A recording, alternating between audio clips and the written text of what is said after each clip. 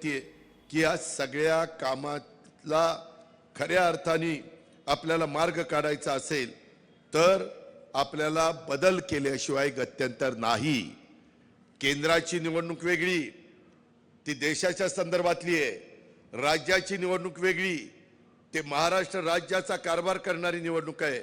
उद्याची निवडणूक ही पुणे महानगरपालिका कोणाच्या ताब्यामध्ये द्यायची ह्याबद्दलची निवडणूक आहे। मी पुण्याचा आहे, तुम्ही पुण्याचे आहात, जे काही बरं वाईट व्हायचंय ते तुमचं माझं पुणे जिल्ह्यामध्ये पुण्यामध्ये होणार आहे।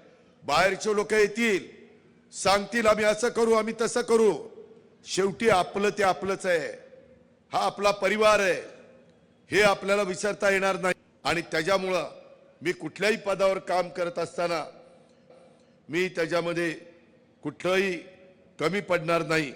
अशाच काही प्रलोभनं दाखवली जातील, त्याच्यामध्ये वेगवेगळ्या प्रकारचा दबाव आणला जाईल, दबावाला घाबरण्याचं कारण नाही। आणि आपल्याकडे असणारा हा सगळा पैसा योग्य पद्धतीने खर्च होतो की नाही त्याकरता देखील आपण बारकाईने लक्ष ठेवू। मी दर आठवड्याला पुण्यामध्ये असतो, मी दर आठवड्याला याच्याबद्दलचा आढावा घेईल।